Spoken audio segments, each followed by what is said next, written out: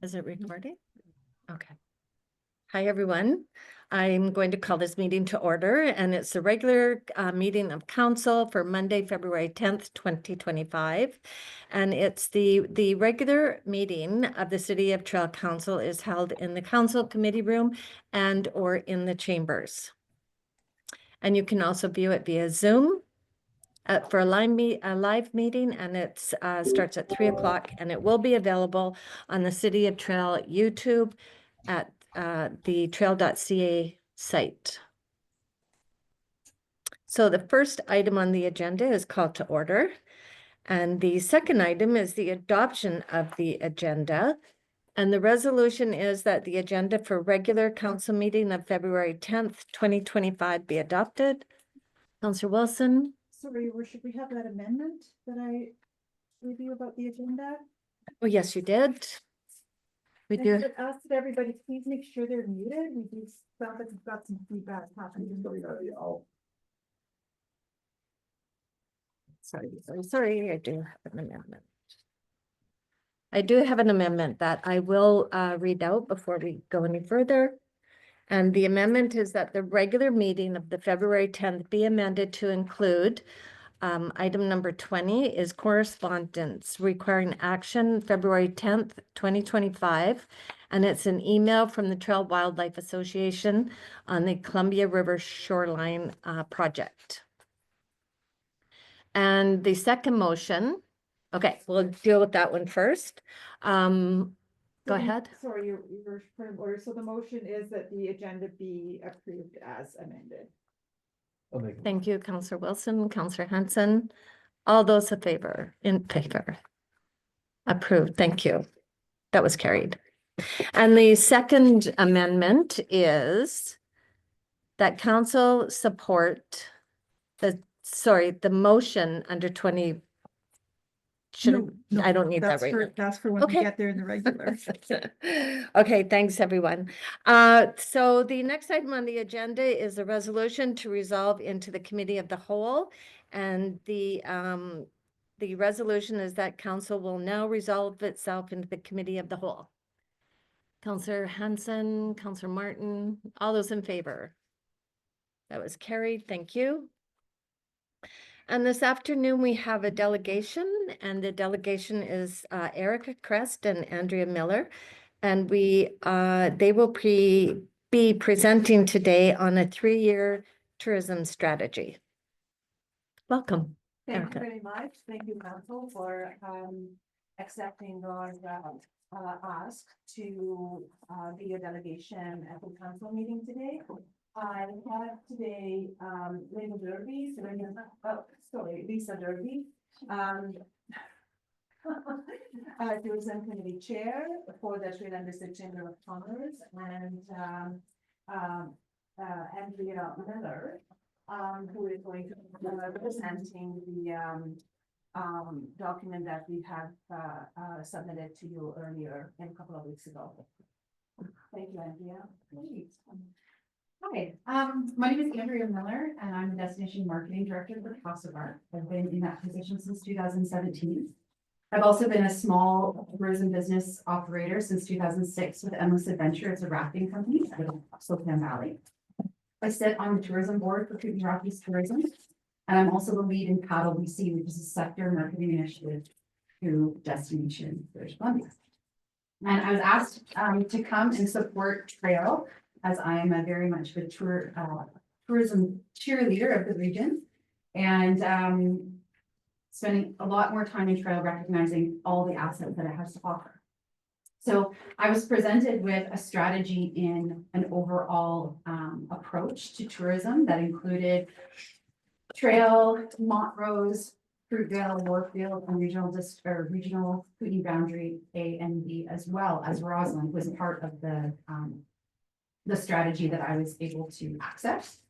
And so from there, the mission and vision statement that is on that first slide. See if you guys are following along now, but that's okay. And that really came from inspiring travelers, having sustainable economic tourism resilient community, and really looking at collaboration and showcasing the outdoor recreation. When we look at our, when we look at trails and friends, Montrose, Fruitvale, I'm gonna refer to as trail, but we are talking about multiple different communities and regions. It was really clear what kind of market and people that we're trying to attract. And that's that slide through the target market with rural mature, backcountry boomers, country and western, and down to earth. We look at the different assets that trail has to offer, as including the region, rich with recreation, fishing, wildlife. Now you guys just got we're really missing tailout, by the way. I hope you guys are appreciating that. I know we didn't have the food back there, but that was a really great addition to Castlegar. As well as just the access to backcountry here is just pretty amazing. Not to mention, when I was really looking and diving into trail, the arts and culture and festivals and events that you guys put on are fabulous. So why trail? Well, economic impact, an opportunity to really leverage the community. Tourism is good not just for people who are coming here, but it's also good for locals. It can improve recreational sites as well as entice other businesses like food and beverage that can really profile the community. So we looked at a 3-year marketing strategy, looking at year 1, really what are the brands that currently exist under tourism? How do we get all of the stakeholders together to come in on one space that really highlights trail, Montrose, Fruitvale, Brookfield, regional, CEW, ANB. We looked at year 1 as kind of 2 stages. Phase 1, where we really got the stakeholders engaged, community involvement. Phase 2 was developing that cohesive brand. Year 2 was going to be more about acquiring assets and looking at partnering and being going for matching funds through the co-op initiative that Destination BC allows. And then year 3 was then taking it to the next level, itineraries, a really rich website, and then digital advertising and social media. To talk a little bit about where the opportunities are with Destination BC is once you have a community base that's representing as the lead in tourism, they can then apply with multiple regions in hand to go after co-op funding. So you need a minimum of $30,000 to participate.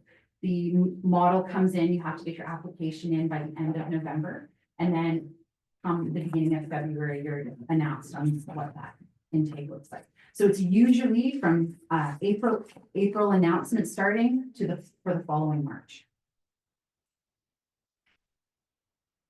So I spoke a little bit about year 1. We talked about identity creation.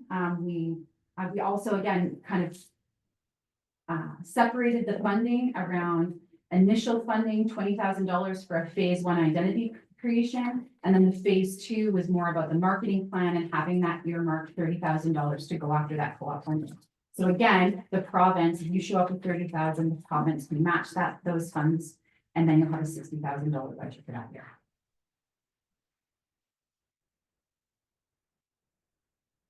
So when we roll into 2026, so that would be the first round of the co-op year, which would be April 2026, April 2026 to March 2027. We would be looking at a $60,000 budget. And so now we're going into year 2. We're looking at a $40,000 budget to have contributions again for another matching round for funding. Here we're looking at more big assets as far as visual acquisitions, content development, storytelling, itineraries, really showcasing the quality of the captured images on the website. And then year 3, we were looking at more collaboration. So again, when we go for the co-op funding, now we have the opportunity to highlight smaller business. So if there's restaurants, hotels, recreation, tourism guides that would like to participate, they could come to the table with any sorts of funds. So one opportunity, the museum could come in and say, I have $5,000, I have $2,000. And that money can get matched for then a $4,000 visual acquisitions. Maybe they want digital marketing. And so there's like some real opportunities to partner and collaborate. So just to wrap it up, year one was looking at a $50,000 budget for both phase one and phase two. And year two was looking at a $40,000 budget with, that would include asset acquisitions and go into that matching fund component. And year three, really brought all of that to life. So the richness of the website, the content, the visuals, and then being able to project manage that through pushing that out with digital marketing and social media.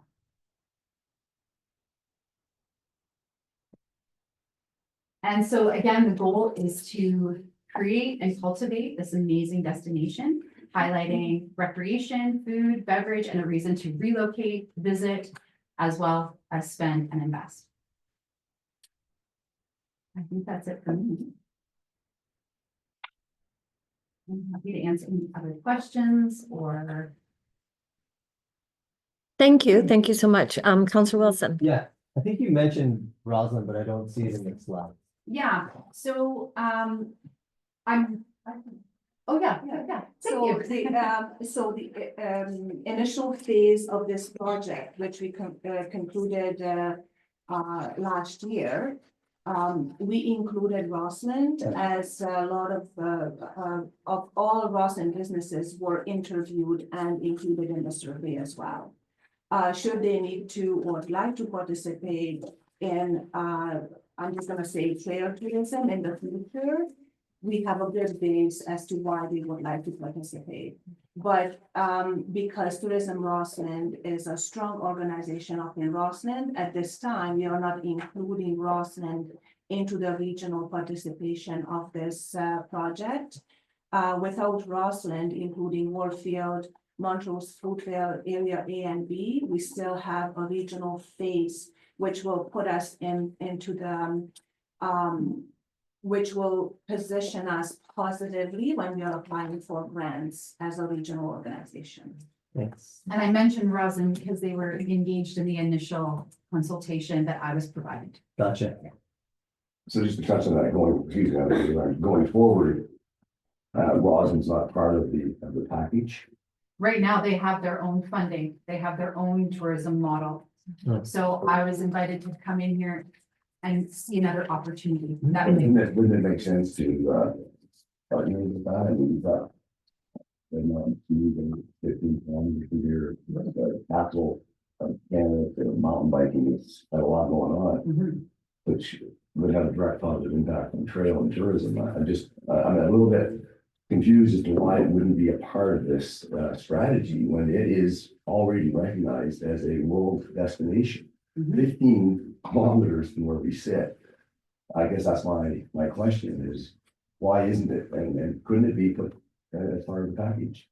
Well, thank you for the question, and it is a very good observation. We have been working on this for 15+ years to have Rossland incorporated with Trail and the Hood Valley as one tourism destination. But Tourism Rossland is currently focusing on mainly Red Mountain and Rossland. That is their focus, and that's their priority right now. To work with the rest of the valley is not the priority for them. So we have been left behind in that sense for the last 10-15 years, which is just providing us with an opportunity to create a tourism product, which then in the future we can collaborate together, not only with Tourism Rossland, but also with Tourism Destination Castlegar and with Lake Nelson as well. But without this, we have no capacity to connect with either of the organizations. Tourism organizations have their own connections to Kootenay Rocky Tourism, Destination BC, so on and so forth. But we don't have an organization right now in this region who holds this together, so we can partner with those who already have created this. If it's a clear answer. Do you need Roslyn, tourism Roslyn to include, I mean, Red Mountain is up there, the resort is there. I'm just thinking it should be part of our strategy going Which forward. they were invited into this, so they were sent out the interview material and all that, but without us having, a tourism package and an organization who puts this together, it's not gonna happen. Thank you. Yeah. Thank you, Chair. Mr. McClure. Oh, just councillor, or for all council, that Roslyn is already a resort municipality, so it's one of the unique places, and so they already have the tax already on the hotel, so that's what kind of funds them, much like Whistler and things like that. So that's why they have their own kind of funding model. 'Cause they're the- Councillor Hudson. Thank you for the presentation. Just wondering, a couple things. One, they ask, for funding. Is that what you're going to each municipality for, or is that the total that you're planning on between the 5 municipalities? So, just like with our economic development funding, we have created this, contribution, table. I'm not sure if I have sent this to you, or I have not yet, so I will distribute that, based on, residents and businesses in each municipality, and, so we are asking the city of Trail of that 50 for 35,000, and the rest of the municipalities combined 15,000. And we have presented this ask at the Eastern Seven Services. The ask, for the 15,000 excludes Rossland. And then, so working on this project then, would you stay on, with this, facilitating this as well as There's different- Castlegar, There's or? different stages to this. This was my stage 1, and that's all I've agreed to at this point. Okay, and then you would develop this for Castlegar as well? I've been in the Castlegar role since 2017. Okay, doing tourism for Castlegar. Correct. Okay, It was very important to us to do this right from the beginning, since we started this project. So from the very beginning, we have been connected with Destination BC, who, one of their contractors did the initial studies for us through Destination BC. We are connected with Kootenay Rocky Tourism, with experts who help us with any questions. And that's how we got to Andrea, who has helped us with this project, the presentation project. And once we are secured for funding, Andrea is going to lead the next 3 phases. Eric's I'm very gonna put a funny. proposal together, and we'll see how that goes. Because it's essential for us to work with professionals who have done this, who can do it right from the start. And from a Castlegar perspective, we've seen the richness when we can collaborate with Aeroslope Tourism, Nelson Kootenay Lake, Roslyn. So we're seeing all of these bubbles of really great assets that we're kind of creating together. And then we get profiled through Destination BC. So even the question around Roslyn, I promote Roslyn. We're regionally based. People aren't just coming for just trail unless they're working, or unless they have family, or unless they're coming for a sporting event. And we're in a similar position, right? So yeah. So once the product is created, then we will be connecting with Tourism Roslyn, Tourism Castlegar, all the other tourism organizations. And then we can start promoting each other through this organization, but without it, we can't do much. Okay, just a minute, please. Councillor Benson has her hand up, Thank you. Thank you for the presentation. and hear you. I think it's our volume back. Oh, can you hear me now? That's at the L volume. And I think it's Oh, gonna- no. Is that going? Someone's.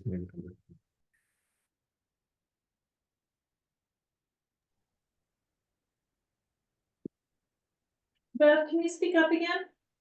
Gladly. there you go. Okay. A little bit, wait this out. Try again? Hello. Hello. Better. Now I don't remember my question. And okay, forgive me, I just kind of want to piggyback off of what Councillor Cashel brought up, but is it impossible to be, just looking at the 3 stages of this project and the price tag on it, is it possible to be brought into Rossland's program and not having to do like the phase 1 and 2? Is that a, no? Okay. Counselor Benson, can I just ask you, from a visitor lens, could you see yourself, like, what does that look like? You're looking for Rossland and then you fall upon trail. You're looking for trail and you've got to go through Rossland to get there. From like when we step back and we're looking to travel somewhere and go the distance, how do we find that destination? So even talking about the lower Columbia River, the research that I did on that, it kept bringing me to the States. Right. What's a clear, defined name that would draw travelers here to the area, not Rossland? Mhm. Here. Yeah. Or to Fruitvale, because of regionality, right? Like that's another important component when we're going after funding. Isn't it the activity sometimes that brings the person? So you Google skiing and Roslyn pops up, you Google, you know, and I'm not trying to dismiss. What's trails, but I know happening these this things, summer? But mountain biking, so you're Okay. gonna come here as, you know, it's gonna be the activity that draws you. And I think that there's a lot that draws people to this area Mhm. out of Roslyn, anyway, I made that point, so thank you. The other, so many interesting things that we see on website activities and in person as well, that people travel great distances just to see, tech trail operations. That's a huge draw that sometimes it's just not really talked about because we don't have an appropriate platform to market industrial tourism. And if you click on industrial tourism, Rossland will not pop up. That's trail, And they're happy about that. as it turns out. If you research fishing, Rossland will never pop up. But fly fishing and fishing on the river, it's trail and Castlegar is popping up. So I understand where you're coming from. How can we piggyback off of Rossland? But we also have to create our own tourism asset that is marketable. And until we do that, we have no way to piggyback off of anybody. Because we are the ones who need to create those assets here in town. And I think what Counselor Benson was saying is even if we created all the assets for trail, could we not piggyback off of sort of the brand of Roslyn in itself, right? Yeah, like the skeleton of their program to get in there. Which is developed through Destination BC, which we will be belonging to as well. So the skeleton is there for anybody to utilize. Okay, Councillor Wilson. Thank you to the chair. It's a 2-part question. Which phase do you start asking or engaging with the local businesses for funding? Is that part of the plan? Okay, so Which business? Which phase? Well, that was my second part of the question. So first part is there part of those phases where you start engaging local businesses to help fund this project? So the first year is all about engagement. And so we don't ask them for funding in the first year, we get them involved. Okay. So get them involved in the brand, they need to buy into it, they need to own it, Mhm. right? And so that's the first phase. So second phase would be when we go up after the co-op funding. Okay, so second phase.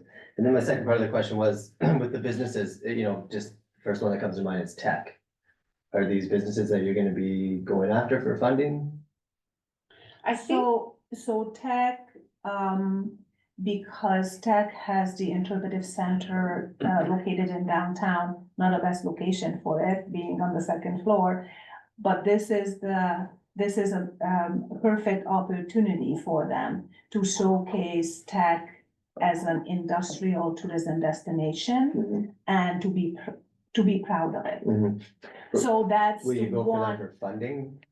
So currently, the interpretive center is run by the Chamber of Commerce. And we are also marketing the interpretive center through our website. Once we have this committee or DMO established, then we can share the funding of the running of the interpretive center Gotcha.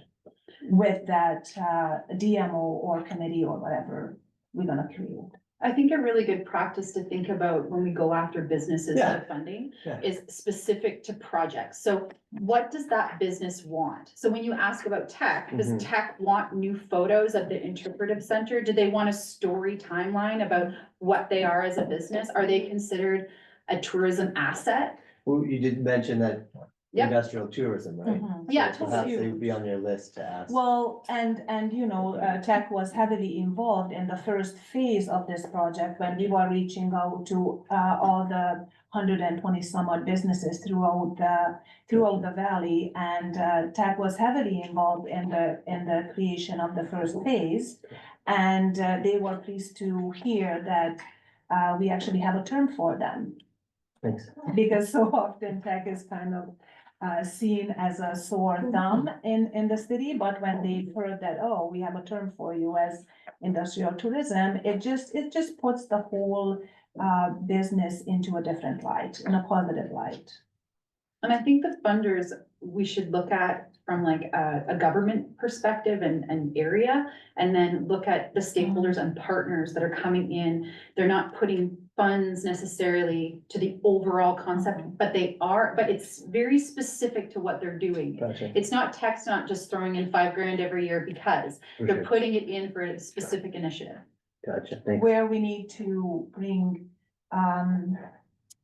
return on investment for them, right? Because that's how businesses operate. And especially when you think about those businesses with a very thin margin, and those are the businesses that we should and must elevate in some level and bring them value. Mhm. That's very difficult to ask them for funding unless, as Andrea said, it's project specific. Thank you. Okay, so we do have other delegations here tonight. Is there anything else that you need to add to this? No? Okay. Thanks Thank for you very being much. here. Thank you. Thank you. Hi, Tracy.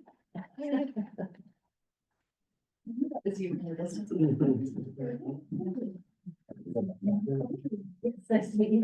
Yeah. We Thank are you. going to move on to our departmental reports. Thank you very much. Bye. Good night. Okay, first one is our airport manager. Enrico, welcome again. Yeah, good afternoon. Through the chair, I'd like to present council with a brief update for the Trail Regional Airport. I'd like to start off with the passenger counts for January of 2025. So this January, we had a total of 1,280 inbound and outbound travelers, which is up from 2024, where we had 708. Wow.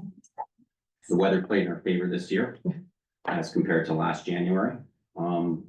And for those members who are not aware, Pacific Coastal now has a snow day bus. Meaning that when they predict a day where there's no flights that are able to come in and out, that means both flights. They're gonna be shuttling people from the Trail Regional Airport to the Penticton Airport. That bus usually will leave around noon, show up in Penticton around 4:30. 5 o'clock, the bus from Penticton will then take those travelers that got diverted into Penticton back to the airport for roughly 9:30 arrival. Which is a really welcome addition, kind of like what Air Canada is doing right now in Castlegar. Now, this is only for travelers. The questions have been asked, can people get onto this bus, that just want to go to Penticton? So no. But it's definitely an asset to us to keep that branding going with Pacific Coastal Airline and our reputation for the airport. Secondly, the grant application intake for the BC Air Access program started officially today, and it runs until the 21st of March. The Trail Airport is going to be applying for a $35,000 grant towards the new master plan. We are working with a consultant company called TO70 out of Toronto. We provided them the information towards submitting the application. And the final piece before that application gets completed and submitted is letters of support from the community, which we're hoping to get within the next week or two. And finally, from more of a technical issue that just arose recently, we have 4 external cameras at the airport that have come to pretty much their end of life. One is no longer supported. These cameras are important to private and commercial aviation because they show our north and south approaches, as well as the apron, the taxiway, to show the weather. So before Pacific Coastal Airlines, even private pilots fly out, they want to have a look to see what the weather looks like through those approaches. They're unfortunately no longer supported. They're web-based. So the cameras work. However, the certificates are expiring and IT has had a hard time reconfiguring the web services so that they can be displayed on the Trail Region Airport website. So I'm looking right now at having those replaced and getting some quotes. So that's kind of a short-term requirement for the airport. And that's all I have for updates at this moment, Chair. Awesome. Any Any questions? questions? No.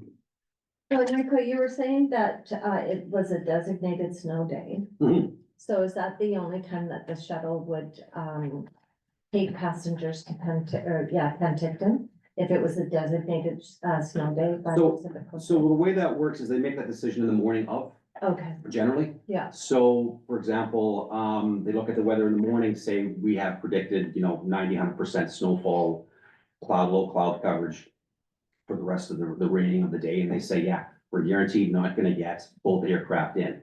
They'll call it a snow day and they'll shuttle on that day. okay, So passengers will be informed roughly around 9 o'clock in the morning for a 12 o'clock departure, if they choose to travel to Penticton rather than rebook their flight for a different day. right.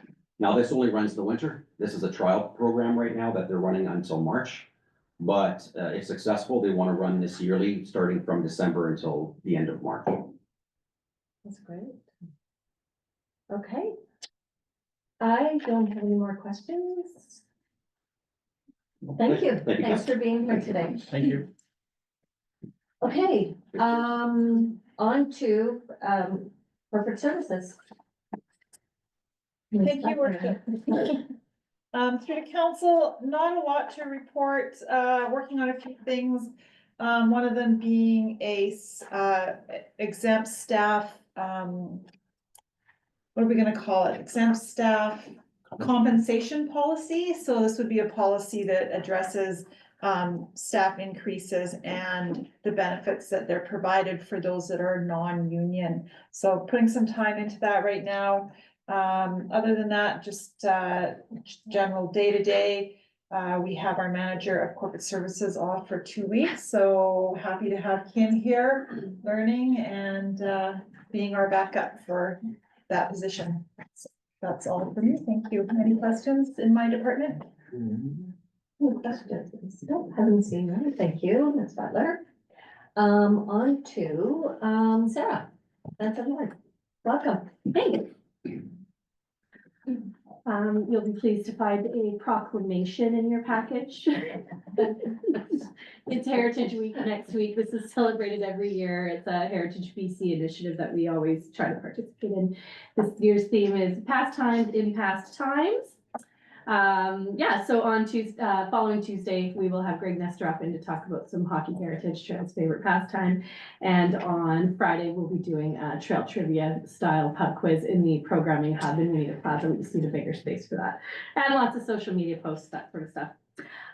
We are looking ahead to Trail's 125th anniversary. I met with the Silver City Days Committee this morning to talk about that. There is funding through Canadian Heritage Community Anniversaries funding stream up to $200,000 to fund an event. So we're going to look at ways that perhaps incorporating this into Silver City Days. I know next year is going to be taxing for a lot of people. There are a lot of events, big things going on from Winter Games to the Little League, this Silver City Days.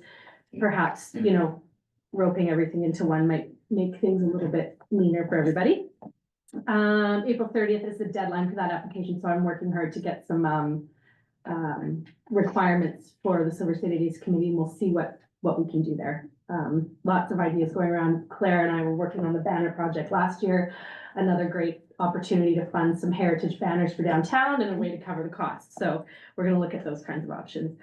We are swamped with programming right now. We've got an ongoing 5-module program with St. Mike's, grade 4 class. We had 55 people in from Roslyn's RSS grade 9. They're doing an exchange with the Nova Scotia grades 7 to 10. They were with us all of last Tuesday, and we partnered with Tech at the Interpretive Center. So we had them in the morning, and then we brought them over to the Interpretive Center in the afternoon. We worked with Tech last year to develop some curriculum-based programming for the Interpretive Center, so we were able to test that out this week. So some surveys have gone out to the teachers to see how that's landing. Trail Ambassador training starts. We help with their knowledge of the local community, so there's lots going on there. And the tourism guide, Claire and I have started the 2025 tourism guide, which should be out before Silver City Days. Lots to consider because it will be the guide in play during the Winter Games when we'll have like 2,000 people running. So there's lots to consider for that guide. I'm doing some coursework through UVic Visitor Experiences course, which is leading to some really great ways to collect feedback. So I've got some ideas for my summer students who will be down frontline facing in the summer, and a community heritage fundamentals. This one's through Royal Roads, and this is how to inject and identify heritage values in some of our heritage assets. So we're talking rock walls, covered staircases, but we're also talking about intangible cultural heritage, language, food, events, activities, all these sorts of things that anybody around this table could identify as, you know, things that make trail unique, but maybe potentially not understanding that they actually have a heritage value. So lots going on. And I think that's it. So quick question, Mhm. that one that you were just talking about the heritage. Mhm. So is that a course or a program? It's a course, yeah, It's a it's course. brand new. Royal Roads and Heritage BC are piloting it. At the Heritage BC conference in Nelson last year, they were sort of throwing these ideas around, lots of heritage practitioners at that event. Talking about all the issues that were coming up around, you know, the new zoning bylaws in heritage neighborhoods and what that's going to do to build heritage. That's the focus. We're not really like that here, but we have to think about the fact that our heritage neighborhood is in fact West Trail, which Mhm. probably requires the most infrastructure upgrade, our rock walls that people cherish, that we need to be thinking about through a different lens, and how, not necessarily for preservation, but to inject that value onto them as well. So people understand that council's considering all of these little features that make trail unique. You know, listening to this tourism presentation, they didn't mention heritage, which was a little surprising because these are the natural features we see when we come into town. Yeah, it's really, really interesting. It's a whole new way to talk about heritage, and speaking to folks like engineers who maybe are more concerned about codes and meeting standards, where we're trying to inject those intangible values that people feel as opposed to see. Well, and the reason I'm asking is because we are just going over the official community plan, right? And at our last meeting, we had quite a discussion about the heritage and the culture. And so we were kind of going back and forth. Well, is this culture, is this heritage? You Right, know, where does it fall in that category? And just having you talk about it like that, it's totally changed my perspective. yeah, I mean, the rock walls is part of culture because of the stonemanship, right? that's right, but they're part of heritage in that you're inheriting it, you're inheriting these Yeah. features, right? So yeah, Colleen, I could go on and on and on, and you don't want me to do that. But, I think it's important, you know, down the road, I would say in a couple of years, we need to be thinking about a heritage management strategy of some of these through the lens of heritage values, not just, you know, infrastructure management. That's great. Yeah. Yeah, I really appreciated that part of the conversation. Any other questions or comments? Okay, thank you so much for being here today. Thank you. And on to our acting director of Parks and Recreation. Thank you, Your Worship. Hi. Thank you, members of council, for having me. I just have some new and just updated programs that we're running through the Trail Aquatic and Leisure Center through our aquatic program coordinator. So one we wanted to highlight was the partnering with Selkirk College for adult swimming lessons. It was very successful in the first run, so they are offering to partner with us again, and we are going to be doing another session February 19th. for those adult students, within their programming. Another program we are bringing back, and will be running twice a week from April to June, is bringing Northport Elementary School up to Trail Aquatic and Leisure Center, and providing their students with swimming lessons, which they otherwise wouldn't have opportunity to do so. That is a continuation from last year, but yeah, very popular and well received from their administration down there. And lastly, this is a pilot program that our aquatic program coordinator is running through FAIR, their partnering FAIR, for a parents and babies swim lessons. So normally our swim lessons start at 12 months, but this is something more to those new mothers with children. And the focus is on pool safety, just how to hold your child in the water, some very basic first aid in those scenarios, and then as well some appropriate songs and games for them in the water, so they get more comfortable when they go into those first lessons. So that's a pilot right now, but hopefully it is successful, and FAIR would like to continue that partnership and move forward. And then outside of that, I'm also the staff liaison for the Winter Games. And so I just wanted to provide a quick update for their board. They send their appreciation to Mayor and Council for their continued support. We have, they've been using council chambers once a month for meetings, as well as Roslyn once a month.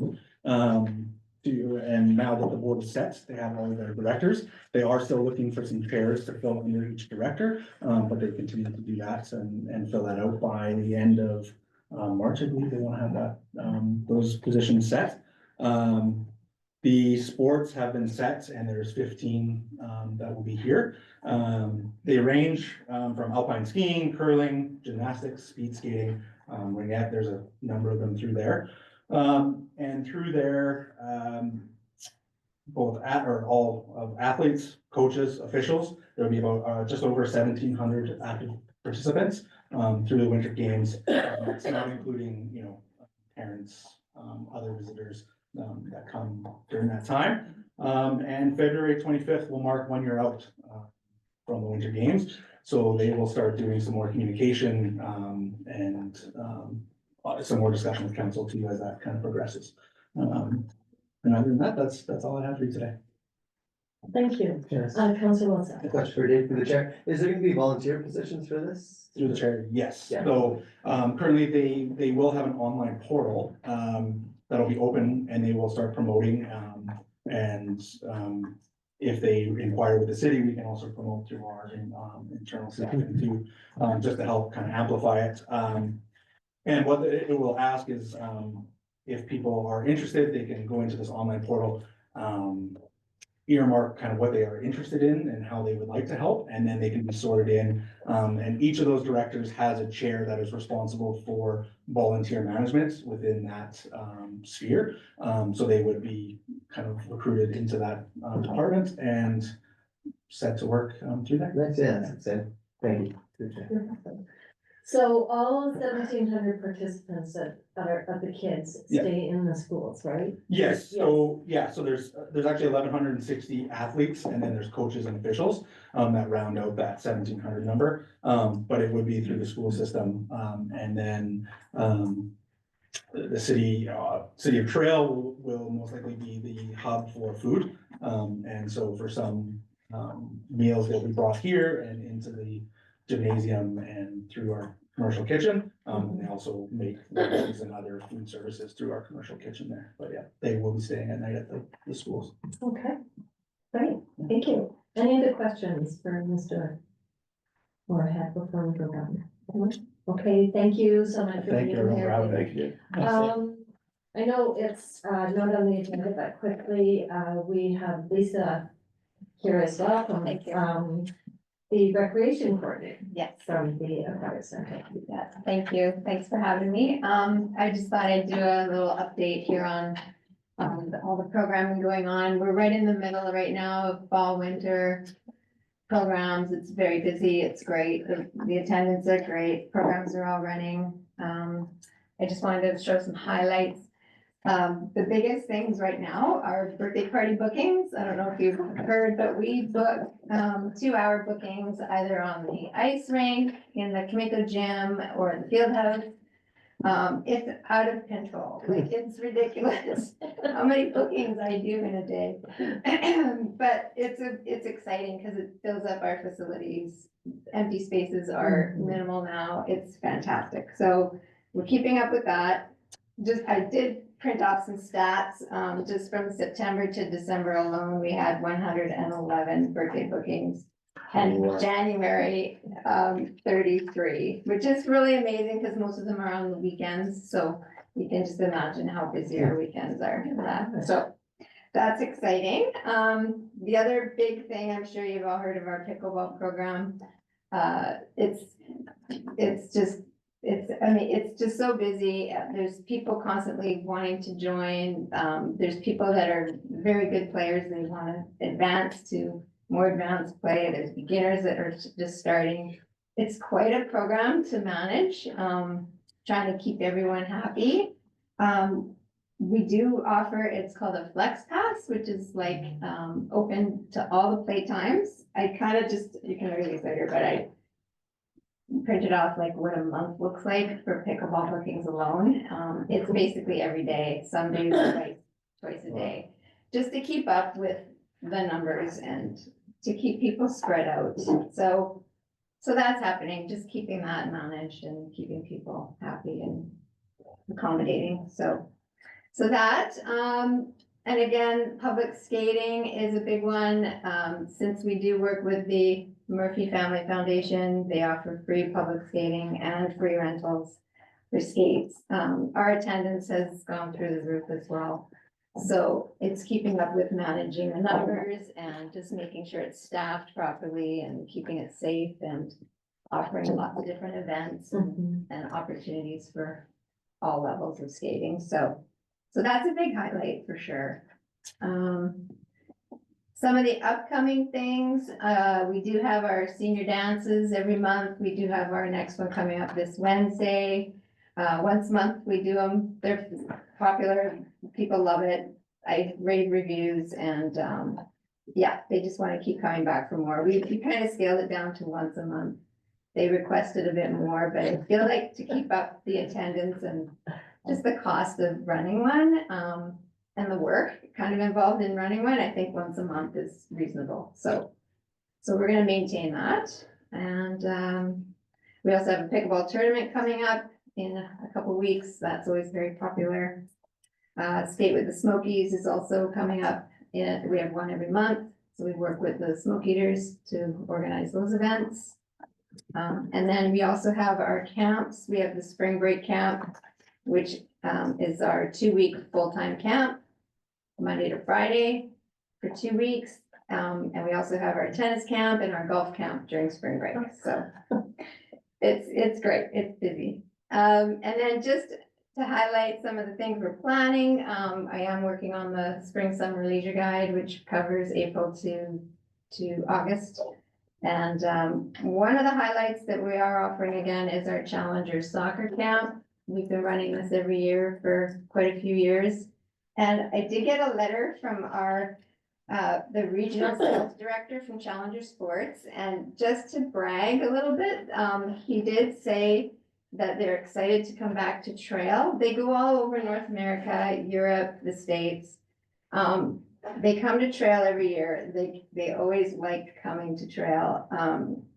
And our camp was the highest attended,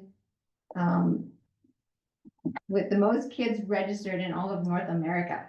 So we had over 50 kids in the camp. So it was an impressive stat, and I asked him to write that for me. So there's a letter that you can see. So they are happy to come back. The coaches were amazing last year. We hope to get them back. So they're just high-level coaches, high-level soccer training. So the kids in this area, like, they love that stuff because it's just high level and we have some competitive nature in the community. So it goes off very well. So yeah, that was just a couple of things. There's a lot more, but I'll Well, thank you.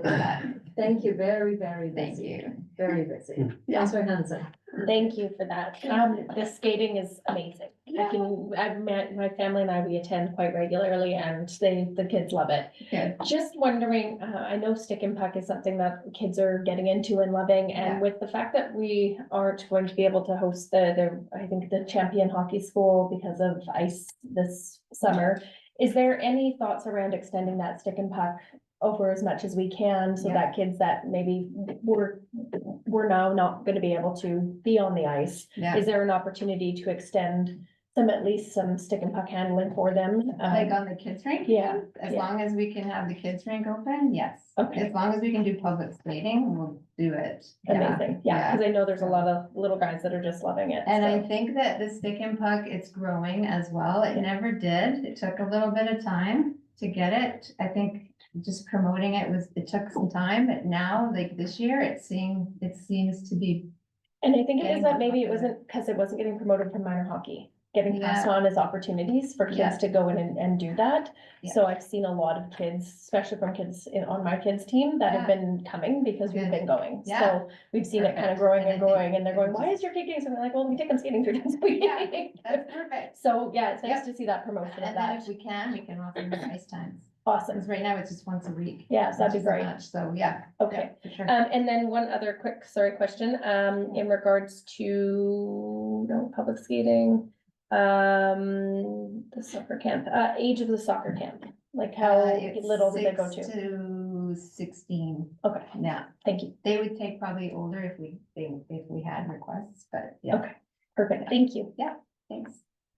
Okay, no other questions. Thank you, Lisa. That was a great update. Thank you. You are busy. Our facilities are very busy. Yeah, it's great to see. That is great. Yeah.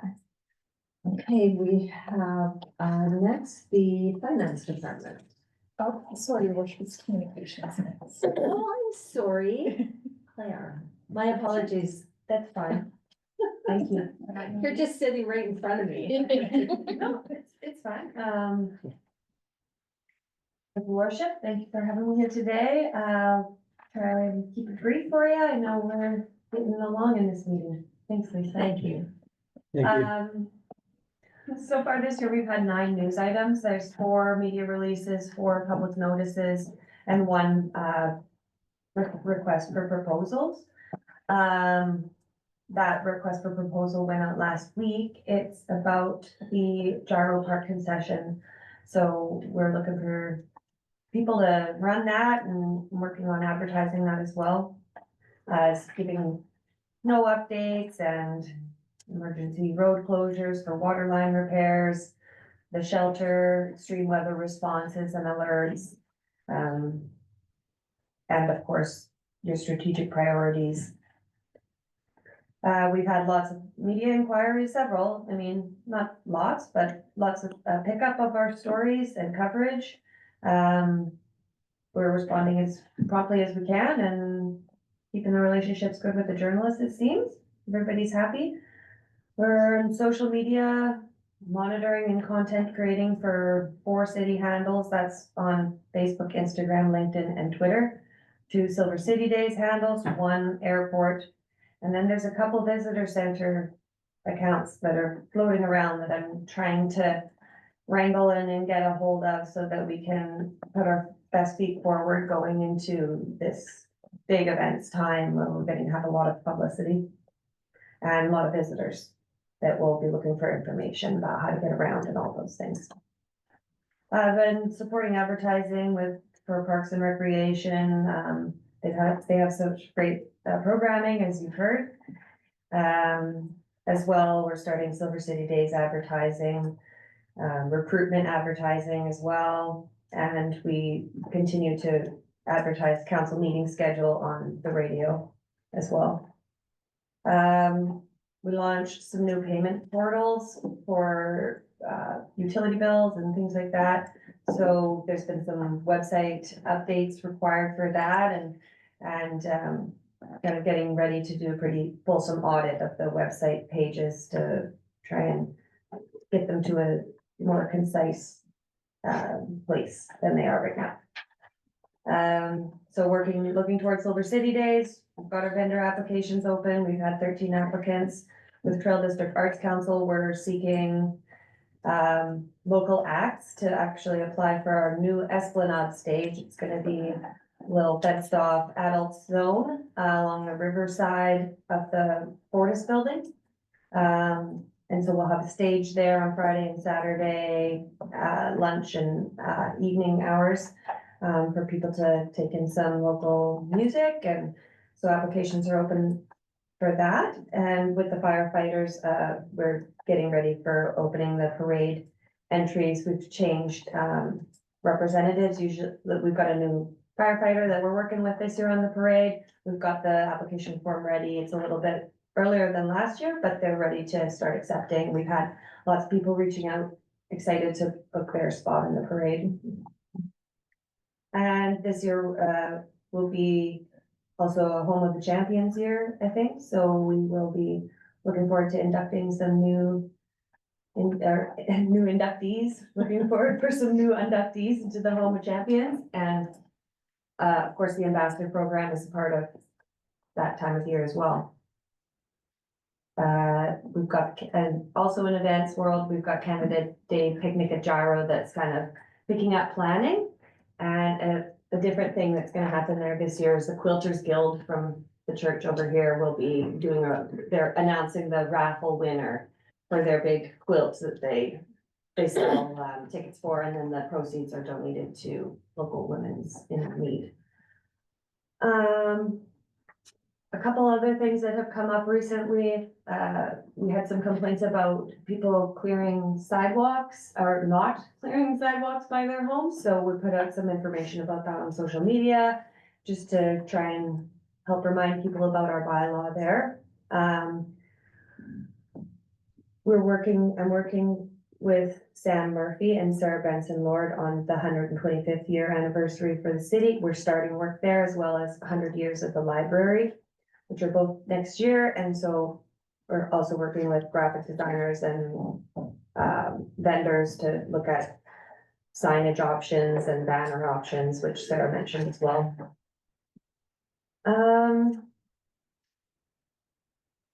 Wayfinding signage has come up a few times, and we need to update it, and I do get some inquiries. So I will be liking to look for some guidance there on next steps for the wayfinding signage downtown. And other than that, you know, bridge lighting is ongoing, getting requests in, working with ISIT on the schedule, making sure that it's up to date always and that they have the information they need to put the lights the right color. I would love to be able to have somewhere where people can go and look and see this is what it's for, but it's a lot to manage. That's a lot to coordinate. So I don't have the capacity for that at this time, but it's something that would be a dream of mine. And same with updating our online events calendar with community events, as well as major, you know, dates for the city and for our taxpayers. So really hoping that in the coming weeks, we can get the calendar more filled out. And that's about all I have for now. Are there any questions for me? Any questions? Go ahead. Can you fit any more in? I'm sure. What do you got? Nothing. I'm just saying, you're amazing. That's a lot. And it's a lot managing the social on multiple fronts, and as things pivot and things happen. Just thank you for all of the things that you're participating in and creating and building and doing. I enjoyed it. Thank you. Thanks, Claire. Is there any other questions? Great. Thanks. Thank you very much. Thanks for coming today.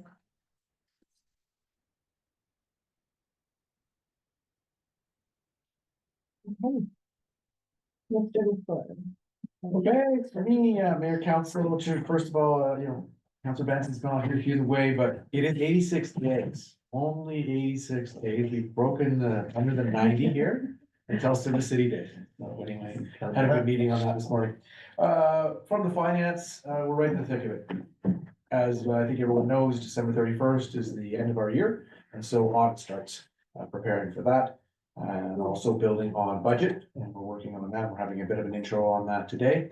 One of the things that we have also done, and I think that I know the council was here when auditors talked to us about the fact that our account structure, this is going back a couple 2 years ago, wasn't in a way that kind of displayed what was happening. And I guess the idea being that if we had an account code for snow plowing, everything was put in there, whether it was supplies, whether it was wages, whether it was equipment, it was all in one account.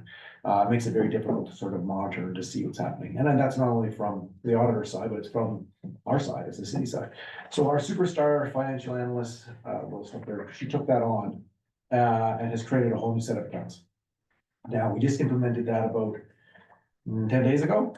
So there's some growing pains that go with that. And she also was able to re-engineer it to create the accounts in 2024 and map all of the detail into those accounts. So it is a watershed moment for the city of Trail because you've had the same city set of accounts, which grouped everything together for, I don't know, 20, 30 years. So this is a major, major undertaking. It is one of the reasons that I'm a little bit behind on budget because we had just gone with that. I could have maybe stepped along, but this will make things a lot more delineated and easier for staff to understand the areas of concern as we go throughout the year, i.e. do I have something happening with my staffing that's going on too much overtime, those are things, those would start to stick out and you'll be able to monitor that, or was it the cost of sand or the use of equipment? So these are all gonna be great tools for not only the CFO, but any finance staff and going out to our supervisors. Now, the one thing that's also been excellent is the feedback and just taking responsibility for an area. So if we have a supervisor that's responsible for the public works department, they're saying, okay, well, now I've got an opportunity to go through my accounts, break it down, set it up the way that I want to have it. And that buy-in really makes it a lot easier for them to make sure that they're coding things in the right spot, being able to monitor it against budget. I think the opportunity now is for them to be able to go in, look at the reports and have a lot more sense of what's actually happening with their accounts. So very pleased with that. It is a huge, huge undertaking and it will, like I said, we'll have some teething pains to it, but we're moving along with that. Yes, it can't get any busier than it is right now for finance. And so we've added that extra piece, but it is for the future. It is going to make a big difference going forward for the city. It's all happening now. That's everything, okay. So did you say that each manager will be responsible for their own account? Well, I think that they've always been responsible in the sense that if I phone someone and said, hey, I'm noticing that this department is over budget. The challenge, of course, for them is that they would look at that number and it's one number. And it's saying, hey, you know, we had someone off sick for 2 weeks, we had to bring somebody else in, we had overtime. That would show up in your labor budget. It would be very quickly to say, hey, this is what's happening. I know what's happening here. And so that, for me, that level of detail, it's not to try to make it more expansive, but just allows the manager to very quickly focus on, and because we do our updates to council. Especially when we get to, you know, that June 30th timeframe, so we have something hopefully end of July that we're saying, here's where we're at halfway through the year. And if you've got a problem in an department, that's where we want to say, okay, well, maybe we're not undertaking this, or we've got to, you know, be concerned about that. And we have 6 months to sort of get it back into line with budget and or explain to council, we've got a challenge coming up. We may be over in this department, or that it could affect the whole budget in the sense if the concern was bigger, right? That's one of the things that can happen. And so more timely, more accurate information only allows us to provide it to council, which I think really improves our decision making. Yeah. Yeah, that's great. Very time consuming, I bet though. Well, this part is, it'll be better in 3 months. It'll be smooth. Okay, so that is it for our staff reports, our department updates. So we will move on to our staff reports, and we have one report there, and that is the bylaw enforcement report. Is there any questions or comments on that? And I assume the new style, which is the comparatives on the business licensing, is what council is looking for? Yeah. So 9 new businesses. Okay. It's great. Business licenses, yeah. Yeah. business licenses, yeah. Okay, so can I, get someone to move the recommendation, please, that we receive the bylaw services monthly report for January 2025. Thank you, Councillor Wilson, and, all those in favor? That was carried, thank you. Okay. Mr. McClure, on to the 2025 budget introduction. Do we need a quick break here before we start? What time is it? It's 4:05, we said we can take a couple minutes if you want, or just plow into it. I think we can get some water if that's okay. Sorry, yes. No. Councillor Benson, we're just taking a quick break, water break. She can go to the beach if she wants. Go for it, Dan. Back in a bit, just kidding.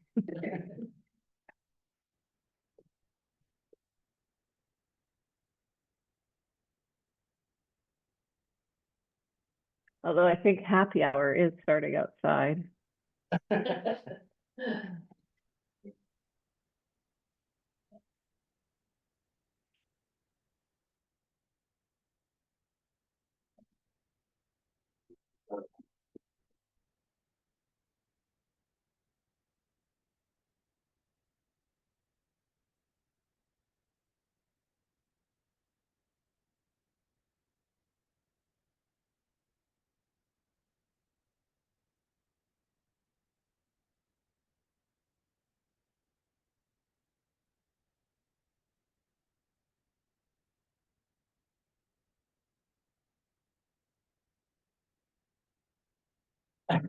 Yeah, don't be stay awake and then get your jacket on. There's so- Yeah, stay alive.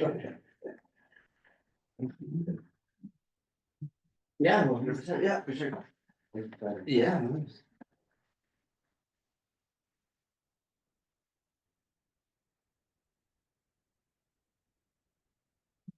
There you go. Great.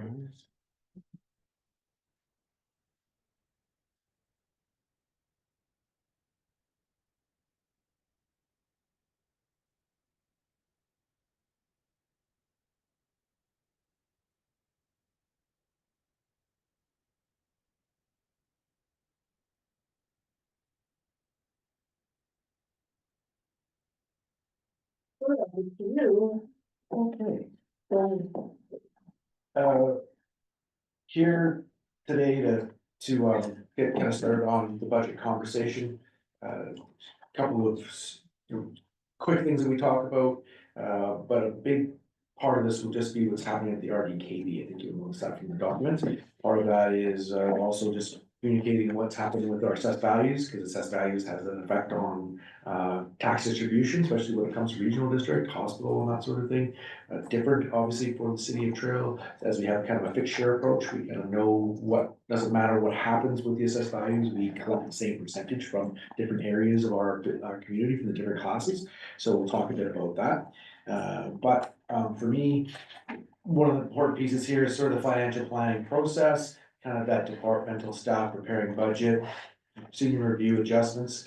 So we're not quite ready for staff presentations to council, but my hope is that starting in February 24 here, we'll have kind of the capital is what I'm looking at. And then that March 10th, I believe we will have sort of the operating. And at that point in time, we'll discuss what we're seeing for an expected or needed ask for a tax increase. Remembering that we've already sort of dealt with the utility side, both the capital and operating, we set the rates, we have, in the process of collecting that. End of this month will be, if those that have received utility bills need to pay them to get the discount. So that's something that's coming up, but those are sort of already buttoned up as far as the budget goes. Now, when we deal with the operations, yes, we're looking at whatever grants, we look through the budget to see if there's areas for the entrepreneurial nation, the entrepreneurial spirit of Trail, where we have an airport, we've got our own facilities, how are we doing with the revenues, what's happening with TRP? And a lot of that can be helpful, especially as we've come out of COVID, on taking pressure off of our tax increases by what's happening with those that are using our facilities. To be clear, they're subsidized, but the more people that we have coming in, you heard about from our rec coordinator there, what's happening with pickleball, these individuals filling up our courts. That's a good news story. Space is being used, bringing in, generating revenue for us, and that's what I want to see. But right now, we're in that first sort of three stages here. Departmental staff working on it, finance staff and senior review, adjustments by staff, and then we'll bring it to council for presentations, and that'll be coming in over the next month, basically. Again, I always remind council just on the quick facts, again, that, I guess Ferrero's or Safeway grocery aisle conversation, in case someone are asking you, our all revenue in 2023 was 32 million, I should say, operational expenses about 25. That reminder that yes, there's revenues collected, but it's over the expenses. Part of that is that we allocate a big chunk to go into our capital reserves. We also have to pay down debt. We've got some significant debt, so that hits the balance sheet, doesn't hit expenses. We talked at the city of Trail, interesting, we're about our ratio is not like somewhere it's 2 or 2+. We're kind of in that 1.4, which is actually not bad for tax increases. Example being that if you've got a 2% inflation on some entities, municipalities around here, and they're on a 2 ratio, that means you get a 2% inflation increase, you're gonna have to increase your taxes by 4 just to kind of meet that inflationary cost, let alone what else is happening. We have a little bit less pressure on that when it comes to things. I talked about like what a 1% tax increase brings in for revenues to cover our operational expenses. Our regular full-time employees have stayed pretty stable there. We did note that when I went back to my payroll staff, one of the benefits that we have seen is we had 27 aquatic staff before, where we had about 17 or less in the past. And so that's been a real benefit for our classes, our lessons, and we're seeing revenue being generated from that, but that's one of the lifts that we have. A couple things on what I would classify as highlights for 2024. City acquired 900 Spokane, old liquidation world building, and the goal of demolishing it and start of a major renovation, revitalization of the downtown core. I know we were excited about that. We've had successful completion of both the Daniel Street and the Ground Missing Lane capital projects this year, so that's, I think, really good news. I think we're all very pleased with the new temporary housing shelter location, all that sort of, angst over what would happen, what would we have 2 spaces, what's going on there. We've seen, I think, some really good success. I think the downtown has improved overall from having people settled. I think that we saw in a letter today that even out of that 25, we've had 6 people find homes. So again, that brings 6 more people that were, challenged with housing are now being able to come into the shelters. So that's again, really good news and helping, I think, with the downtown home situation. Again, the very positive revenue results from the TLC admissions and memberships in 2024, a direct result of Roslyn community, for sure. We also were able to agree with the city of Roslyn on a TRP agreement extension for 2 more years, which I think is fantastic for both communities. We've done a really good job. Successfully filled the previously vacated management positions. We have still 1 position remaining that we're looking at. We have some candidates and we're working through that right now.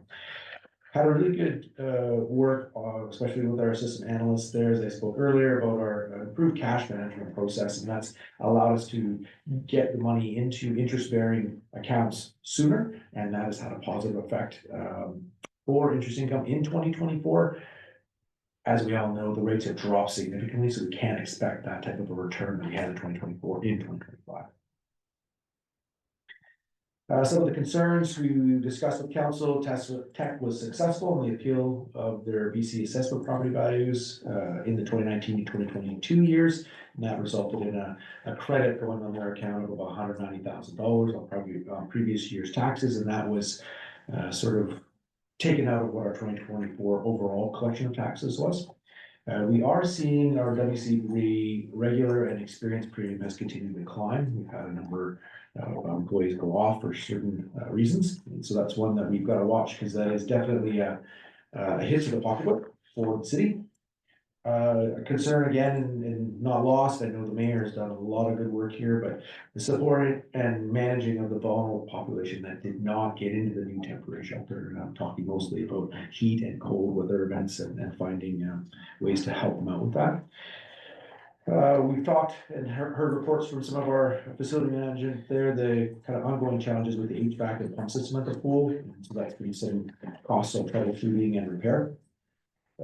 This year was a real year, and apparently not having sort of regional area. I'm talking about Castlegar or Nelson being able to support our detachment with local RCMP officers for overtime. And so having to draw them out of places like the Lower Mainland and having to, under their new collective agreement, pay them to come here, pay them to travel, pay all that sort of cost, really saw a big hit for overtime this year. In fact, to a point where instead of having a savings that we've had in a couple of years, we're probably gonna be right at the max of the budget, even though we didn't really ever have a complement. Now, the sergeant has had some number of members come back, and so we're working on that. So he did note that for January, that there was no overtime shifts, so that's really good news for us, and but that was one that yeah, you kind of would have thought maybe based on the understaffing that we might have in the surplus, but the overtime has kind of eaten into that. Our building permit revenue has come in lower than budgeted against this year, so that's one that we got to monitor. We certainly lowered the budget last year to make sure that that was, you know, because what we've seen is a bit of a pattern, so that wasn't a big hit in the year, and we can't prepare for, but that was one that you know, I think that we're all kind of hoping, remembering that with the cost of capital being as high as it was for most of the year, you know, it wasn't really until we started seeing end of the summer when we started seeing the rates really start to drop. So be curious to see what happens in 2025. You know, will we see people making more movements on building homes, multiple kind of constructions, and or you know, interest renovations. One of the things there was a concern was the ministry did not approve the method of collecting the under collection of taxes from 2023, and of course, we will have to collect that in 2025. So 2025 opportunities, again, we want the safe and successful demolition of both 900 Spokane and 901 Helena. I think that's gonna be a big change up. And allowing for the start of discussions on what we're going to see on these sites. What is that start of, you know, the potential there is huge. And so we're excited to get moving on that. We talked about this, we've heard about this, but the opportunity here to get an upgrade on both the 56-year-old concrete floor on the Twinco Reno being replaced. You know, that's great news. It would last as long as it did. And the new boards will be put in place, which I think is safety for our players and our community. So that's great news. And of course, that was made possible by the $1 million US donation by the Murphy Family Foundation. Big one, we're gonna complete the 22-year-old OCP. And so that's something that I think we're all looking forward to. It's going to help us. I know the council went through some priorities and tried to join that, but having this in place is just setting the city and elected officials as we go forward to be moving in the direction that the community is talking about, and being able to align those together as they should be. We are potential to have a full complement of RCMP this year, which is something that is really important. And the other piece of that is that we sort of have 12 as a complement. The city also has 2 crew members, which are, you know, crime reduction. And so how nice would that be to be able to have those officers in our community helping us in the areas where we're having challenges. So again, I know Sergeant's working hard on that, but that's a goal that we've got for 2025.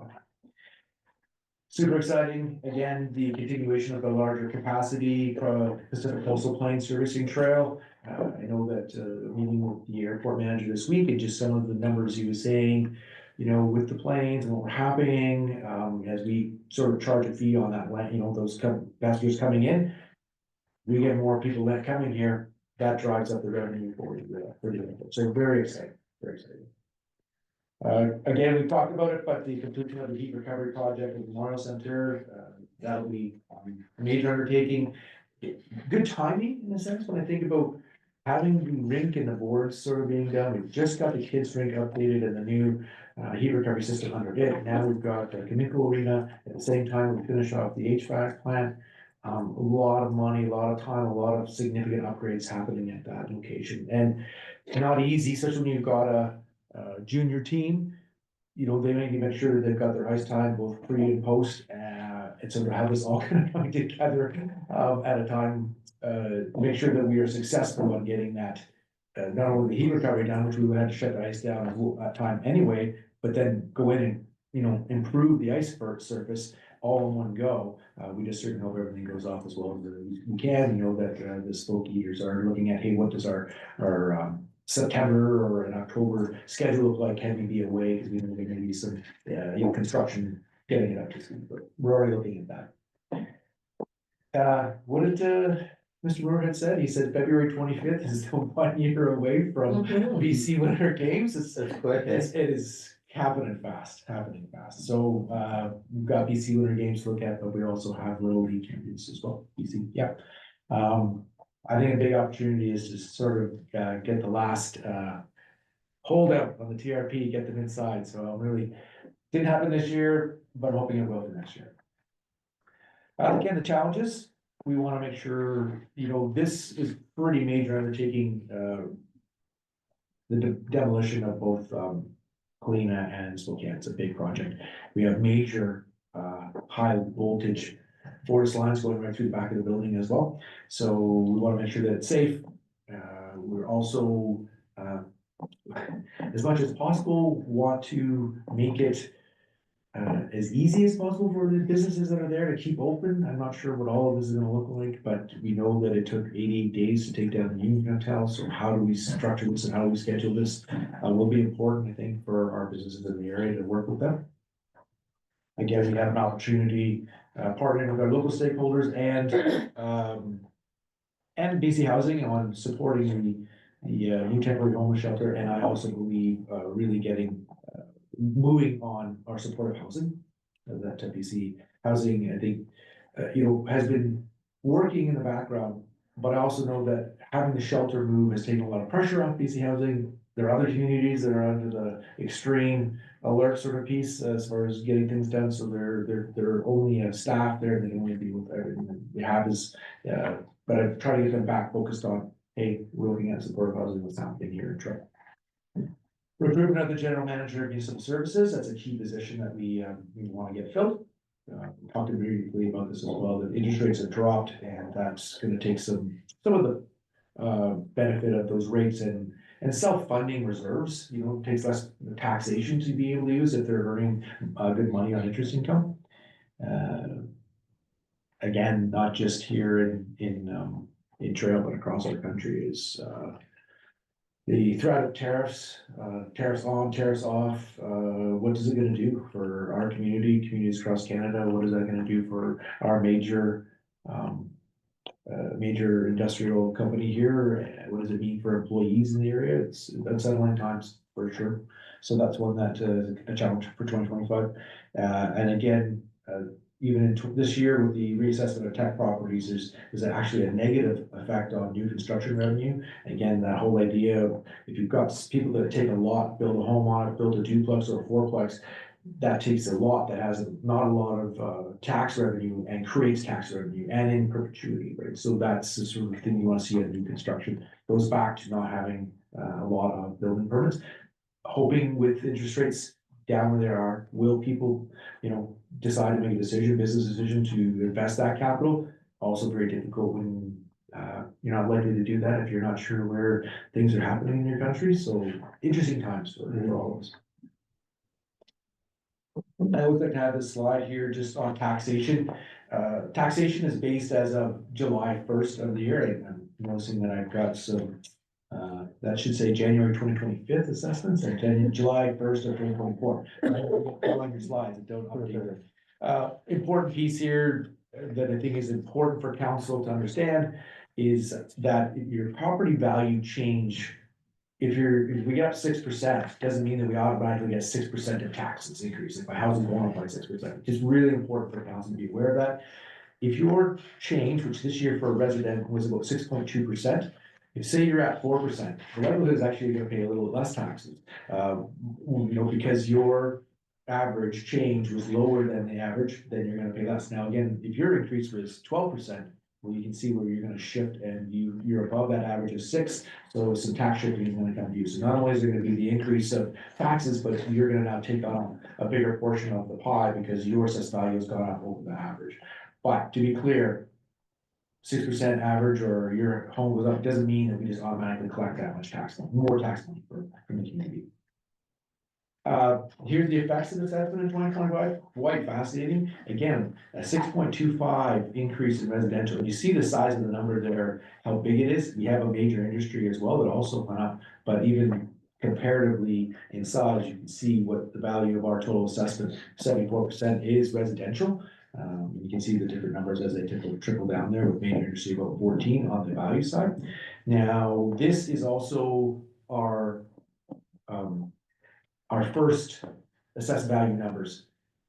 Many of you, if you didn't think that your house went up that much, or you were appealing it, so we happens is we get the completed roll, here's the numbers, here's how we see it, then we get a revised roll, and that's after they go through the whole process of, hey, you said that your house isn't worth that much, we're gonna have an appeal board, we'll have different decision making on why or yes or no, and then we get a final number. Usually it doesn't change that much from here, but just letting you know that these numbers likely will change by the time we get to March.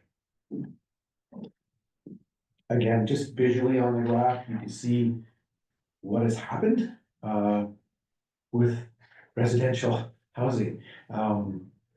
From basically 2019 to 2023, 4 years basically doubled.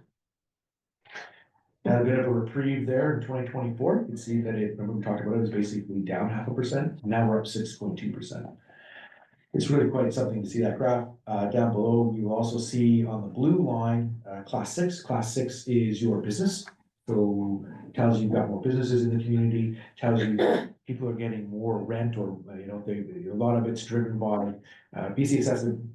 Different on a house, they would say, hey, here's this house, and this house is sold, yours is similar, that's how they apply, because people are buying and selling homes. Businesses doesn't work that way. Will ask for information, as an example, what's your rental income if you're the owner of the business and you're renting that space out, or they have people that own it and have, say, want to see the financials and find out what it is that you're making on the business, what's the value of the operations, and that's how they operate on what the assessed value is. You can see that tech is up on a slower plane, but you can definitely see the increase in both class 1, which is residential, and class 6, which is business. Again, when we talk about this, we're, on that tax collection, you can see that major industry is about 61%. That's paying for that taxation number. Residential is 27%, business 8%, utility is 4%. Again, that breakdown, I think it's important. And now this would be, and again, we're going to go back that slide there. This is just our municipal tax allocation, right? So when I go to this slide here, here's your single family dwelling. In 2023, that was 382. That's now jumped up 6.2%, so it's 408, or a $22,000 increase average, almost 23 on residential home. But this was the 2024 allocation. I show this because, again, that chat in the grocery store, or when you're having beer at the Trail Beer Refinery or something like that, and says your taxes are going up, and say, well, you have to remember, Tail out now. Okay, sorry, tail out. Thank you, tail out. Appreciate that correction. But that whole component of that tax notice, which has not just City of Trail, but RDCK. You got your hospital, you got school tax, you got BC assessment. Cities is 41% of that on an average home, right? RDKB is at 30, school tax is 26. So just remembering when they get that bill, we are a component of that, but not all of it, obviously. Big one here was just sort of showing what's kind of going on in the RDKB. Now, again, 2025 is not finalized yet. They're certainly working hard and trying to figure out where, looking at the change, looking for the change in the couch right now to try to get the taxes down. But you can see 2022, the increase over 2021, only $66,000. 2022 to 2023, $200,000. 2024. 556, and then 2025, we're looking at 1.9 million increase. And we all know that was expected, and sort of as much as we could have talked about that. We've got the major renovation to the sewage treatment plant. Yes, we got a big grant. The cost of that project has gone up. We had to borrow more. One of the benefits that we hopefully will see is that in the same way that the lending rates, when we were looking back at it even a year or 2 years ago, were much higher than they are now. So that maybe some of the pressure comes off if you're able to borrow even for 10 years at maybe 2.5% lower than what it was on those numbers. Makes a big difference, but it is a costly program. There's other communities as well that I know that are building up their reserves, trying to replace a sewage treatment plant in our area, which is another community that's looking into that. It's $65-80 million. It's staggering, but that's That's the cost of some of these facilities these days. And we have to do it, not just because we want to, which is a good idea, we want to, but there are regulations that the province comes along and says, hey, you can't release this type of material into Columbia River. What this kind of tax effect right now on the proposed RDKB requisition, to be clear, I know that the directors are all at the table asking the questions of finance and of the staff there, where are areas where we can find savings on what we presented right now. As I noted, the 2025 average single family dwelling is about 406,000. So just give it in perspective, that 6.2% on the average home over 2024 is about almost $23,000. Now, one of the challenges, of course, with a lot of that notion of having more assessed value is that you're richer than you think in a sense, but you would have to sell it to be able to benefit from it. The province does provide some of those opportunities for seniors, certain family situations where you can defer your taxes. I know it's not popular for individuals to want to do that, but that is an avenue that exists to take some of the pressure off what can be an increase in taxation. But you also know that your asset is valued much more than it ever was, and can allow that maybe to grow until you actually sell the home, and whether or not whatever reason that is as a senior that you may be moving on from that on your home. But that's an option for people that can get caught up in the cost of being able to pay for the taxes that are coming. Now, on that single family dwelling base right now, and like I said, I'm confident that we'll see a slight drop in some of what's happening with the RDKB tax requisition. The 2025 increase is proposed at an average home of $259 for just RDKB taxes. So that is just straight what the new rate is looking like with some of the increases, and I'll go over that. You can see that in 2024, that same single family dwelling was paying $777. There would be expected to be around $1,036 in 2025. Now, again, that'll shift that pie again too, as to if you're on a residential home and what you're paying for taxes. Now, again, some of our municipalities, whether they're Castlegar or Trail, for Castlegar or Nelson versus Trail, is that they own their own SCP plan, so it doesn't come from RDKB.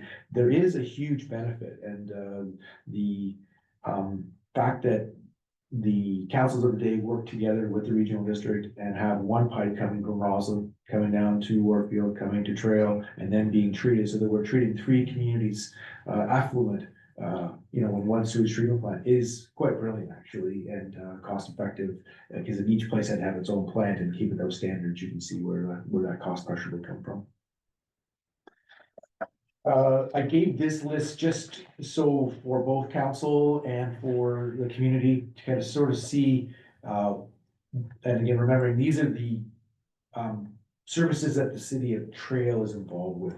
There are other services at the regional district, but they may only involve a couple areas or a different group of the members of that particular of RDKB, but this is the ones that involve Trail. You can see just even on general admin, city picks up 21% of the cost of that, and that would be, your CFO, your CAO. Now, this is of the regional district and other general costs of that nature. That's where we fund that, and that's kind of that collective group.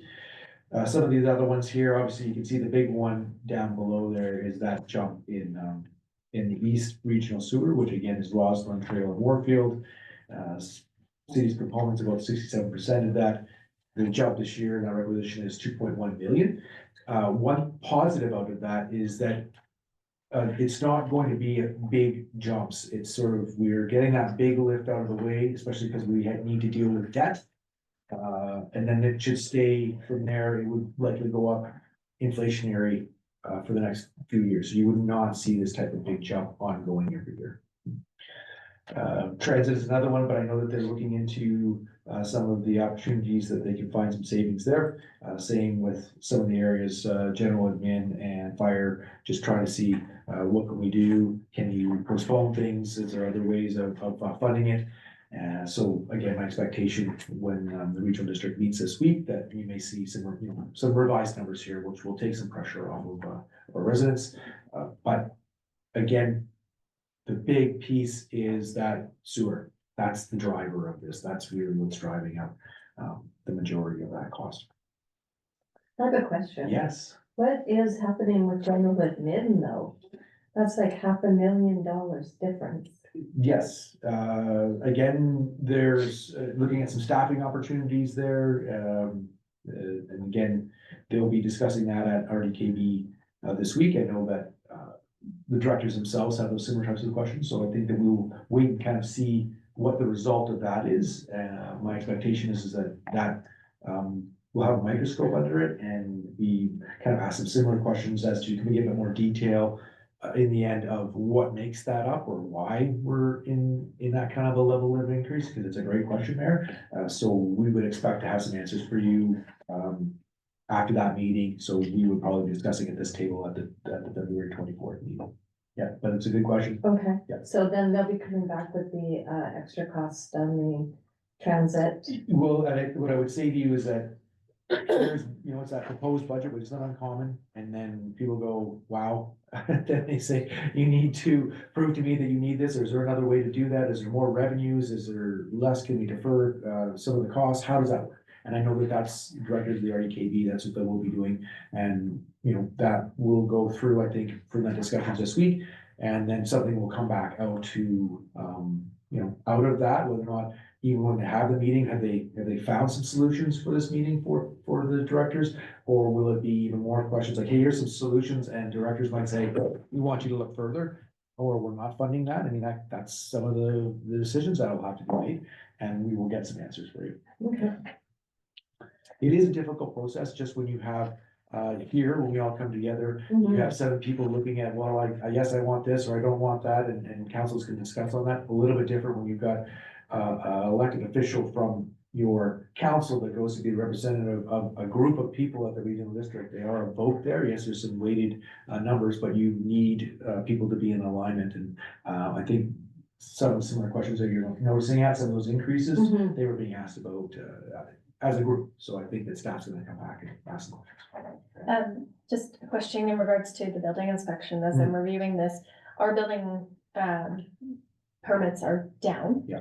And so is our amount that we're paying at 65% proportional to the amount of building permits that are actually getting pulled? Are we funding more of the building permits that are being done not in trail? Yeah, great question, Councilor Hanson.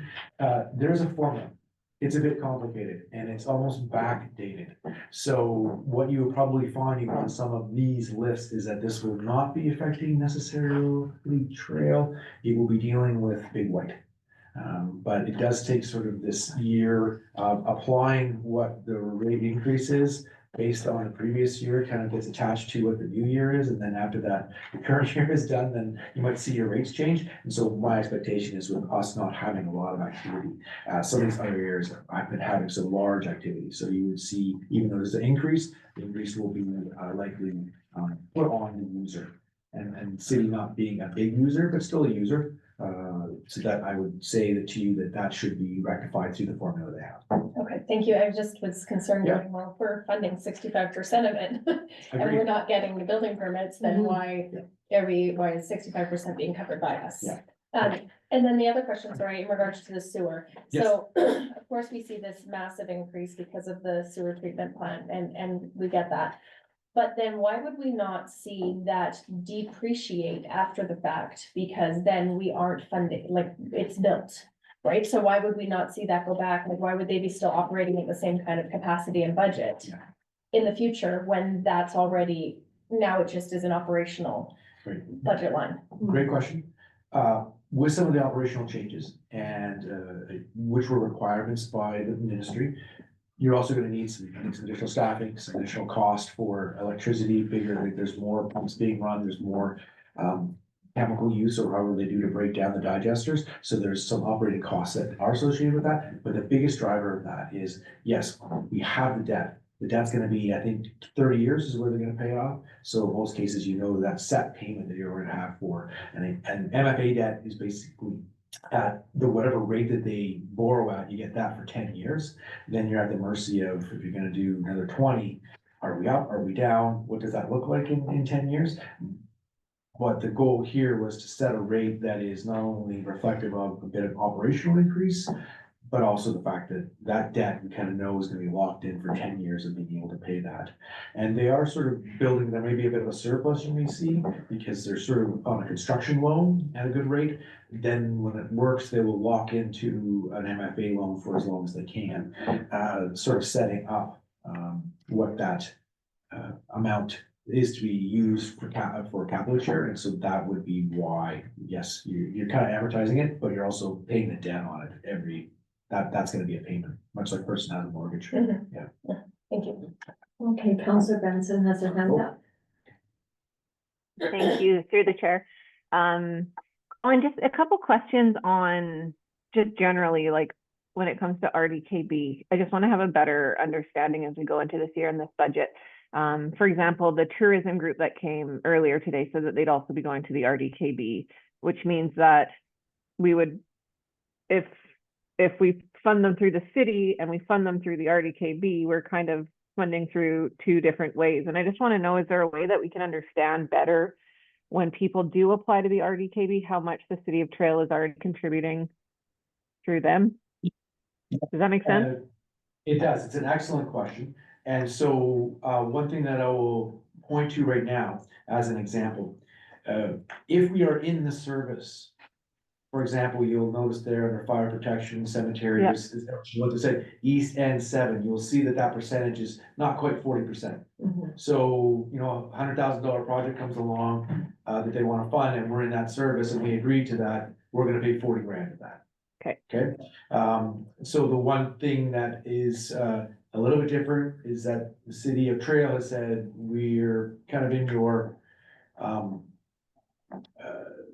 group for I want to say the economic development, but we're not, we've kind of pulled away from that. So depending on which service is going to fund it, so that's for an example. A couple of years ago, we had the Incredible Market come to us, and not only to us, but also the regional district. So the regional district found, hey, you're gonna pay this funding. They came to us and said, well, if that's the case, you guys are paying, on our East Side 7 side, you're paying about 40%. So if we need 40 grand, you guys pay 40% of that 40 grand, and that's how it could divvy out. So depending on that tourism, whether or not how they're doing that as far as funding it, is it sort of in that economic development one where we again would not sort of be funding that under a 7 group? We might be saying, hey, if we're gonna do this, we would pay our portion under the guise that you get the other portion from the East Side 6. Not to complicate matters there, but of course, Roslyn's not part of any of that. And that's why I think that they were, again, looking for, I'm not sure how they would split that pie up almost, whether or not they might have gone to each municipality individually and say, we think out of the 40 we need, I think they said whatever the amount that Trail, 50 they need, 35 would come from Trail, and then they would get area B, area A, and the municipalities probably almost to pay it, not in the regional district. And yes, it went to them as a presentation, but I think under that model, you might be looking at the municipalities and area directors finding from discretionary funds to fund something like that, because we don't really have, Okay. I don't know if it fits under cultural arts and rec Lower Columbia, I don't know, but that's sort of the animal. But if you were saying, if we're into this, with the rest of our East Side 7 group, based on assessed values, we pick up about 40%. 40%, okay. And then just to follow, if I may, through the chair, for the RDKB and the under collection of the 2023 tax requisition, could we use some of the revenue collected from like the over revenue collected last year to help, just considering that the price tag on this sewer treatment plant will be quite high on taxes? I would say, I guess potentially that you could, if you want to say, hey, we've got this accounts receivable and we're going to cover some of that out of our own surplus. Yeah, that is something that you could do. Okay. That is something that we could consider for sure. Okay. Yeah. Thanks, Colin. Okay. Councilor Martin. I just got that, the city of Roslyn is gonna do something similar to that. Do you want to talk about that? Which one's that? Softening for the. So again, the different communities do things differently. For example, on the sewage treatment plant, like Warfield, they take the total dollar amount of what it's going to cost, and then they do it as a parcel tax. So a bit different than ours inside the regional district where we have that assessed value allocation. That's how we do it. And again, I know that it's a big leap. I want to say it's $350, I think, per property for Warfield for their portion. So that's a pretty big chunk. That's just for the SDP plant. One of the things up in Roslyn is that they have been preparing for some of this and they have been putting some money away. And so they're going to work with, trying to balance that or cover some of that with some of their reserves that they have, sort of almost similar to what Councilor Benson's talking. Yeah. So what questions? I got a few more slides. We'll get through them as quickly. Part of it for me was just wanting to show council, the community, here's what 2024 was. And again, it was a pretty big lift in 2024, right? It was $500 and some odd $1,000 that we just the trail portion. You can see that it's 2 million in increase even from 2023 and 2024 is 2 million. Again, this year we're 3.7 million is the request from 2024 to 2025. So again, you are looking at basically 5.8 million increase in RDKB county taxes over 2 years. Pretty massive. Over 2 years? Yeah. Yeah. And so again, this is the number where that trickled down for last year. I just showed this slide partially because it speaks to that earlier slide with the graph where we showed how quickly residential properties had increased as compared to sort of the other classes. And you can see in 2025, even on that split of 6.2% increase in residential, yes, you had a 7.7% increase in major industry. You can see that residential is paying up to 48%, heavy industry up to 30%. You can see the rest of the breakdown there, business at 17%. And that's the same as 2024. So even though last year was flat over 2023, you can see that that has stayed the same. But just to give you a sense of that allocation in 2021, heavy industry picked up 47% of that top tax or the cost of regional district. So that's one of the pressures that has gone on with the major increase in residential assessed values.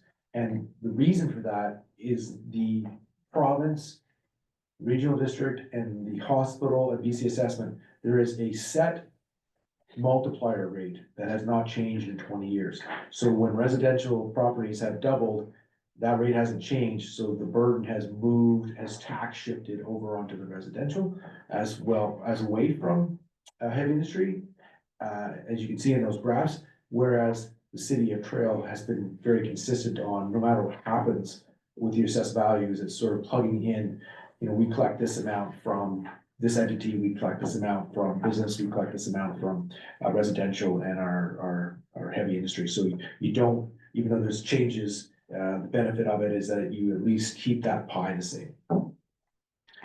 When you're dealing with the city taxes, you don't have that flexibility when you're dealing with the other groups of taxes. There's a set multiplier that is applied. But we can see that there's been some tax shifting on who's paying for what inside the regional district. That's the end of my slides, Mayor and Council, and I don't know if there's any more questions, but happy to take them if there are. Councilor Benson, are you good to move on? Do you have any other? Just one thing to bring up, and Councillor Butler and I chatted about this also, the tax deferment and how we can maybe communicate that to our seniors and change the spin on it so it's not something that's looked at in a, I think it's looked at in a judging way, but this is something that many people in the Lower Mainland do all the time. So maybe just providing more communication and learning on it. Just a thought. And you're absolutely correct. But there is, I think, a pride that comes with that senior community of wanting to pay that bill and not kind of have it come out of what might be the state later sort of conversation. And, you know, even the city of Trail, yes, there's some good increases, but sometimes it's a bit different than what's happening in the lower mainland. When a house that's worth, you know, $100,000 now worth $2 million is a little bit Fair. different than your house. Yeah. 125 and now it's worth 400, right? So, but yes, so we do try, and certainly in conversations I have, and I do get the phone calls sometimes from seniors, and I ask them, and I say this is an option, and they're like, nope, that's not who I am. I pay my bills. I'm not like, so yes, we can certainly put some more information in our communications when we do the tax notices and those sorts of things. But like I said, there's a mentality there that they've always been responsible, responsible with their money, and especially with their homeowners, and so they're reluctant to go there. Okay, if there's no other questions, I guess we'll move on to item number 7.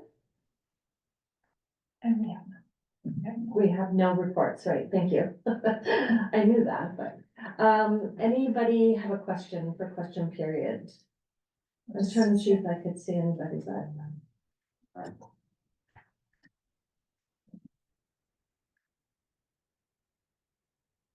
we have no attendees at this time. Okay, thank you.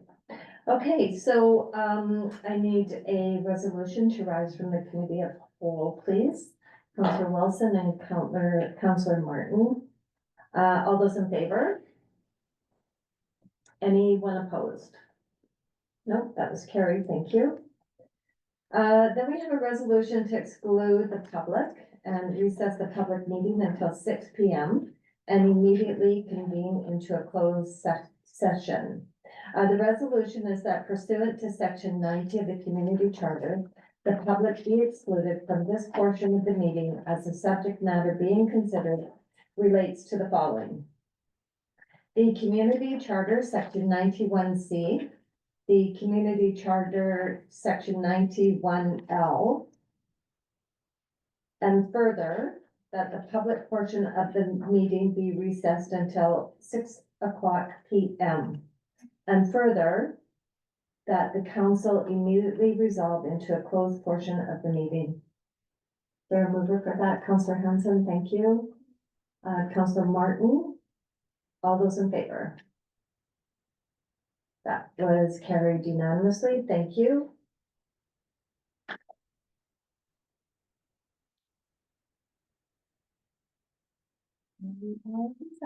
Okay, thanks everyone.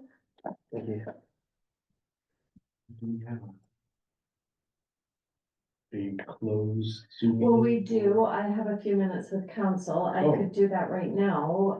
Okay. I We think, do have an agenda. Yeah, no, I just, I mean, I would say we. Zoom is still on. Oh, sorry.